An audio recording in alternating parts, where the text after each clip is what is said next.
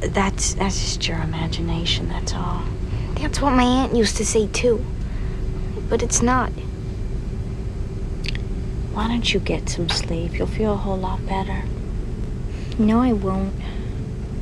Besides, I was asleep. And now I'm all slept out.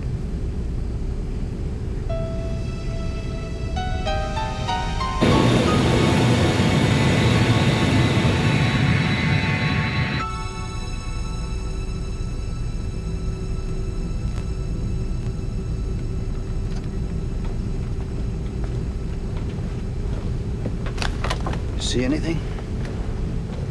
I didn't think so. May I ask you something? Did you happen to hear anything the little girl said earlier? No.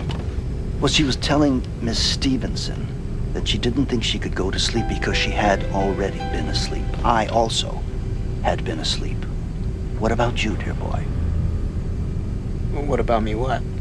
Were you sleeping? You were, weren't you? Well, yeah. Yes. We were all asleep. Everybody. Well, maybe. Nonsense, maybe. I'm a mystery writer. Deduction is my bread and butter.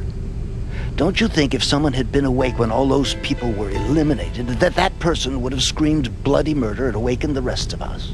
I guess so. Of course. So I deduce that everyone was asleep, including all those people that were subtracted, along with the flight crew, of course, dear boy.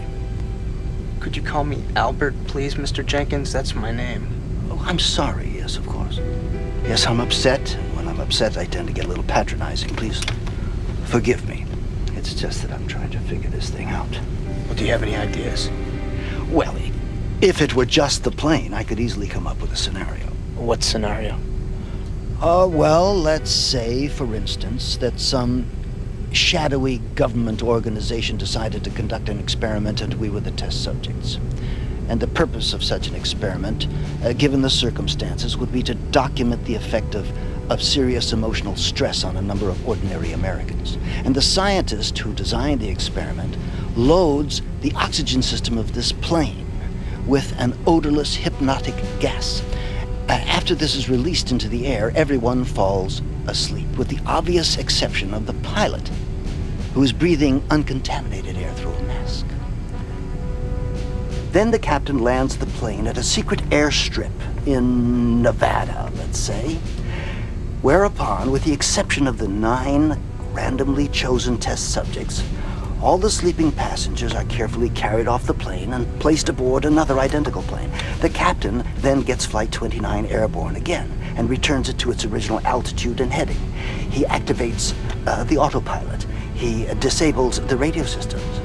And then, as the effect of the gas begins to wear off, the captain hears on his intercom the voice of the little blind girl calling for her aunt. And he knows that this will wake the others. The experiment is about to begin. Captain Engel is one of them. Well, in this scenario, he is. If Captain Engel is one of the people who did this to us, we're going to have to capture him as soon as we land. You, me, Mr. Gaffney, and perhaps that British fellow. But it doesn't hold up, you know. What? This scenario I just gave you doesn't hold up. But you just said. What I said was, if it were just this plane, I could give you a scenario.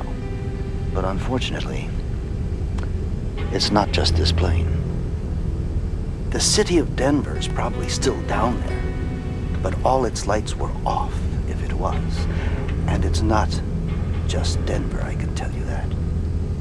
Omaha, Des Moines, St. Louis, there isn't a trace of any of them down there either.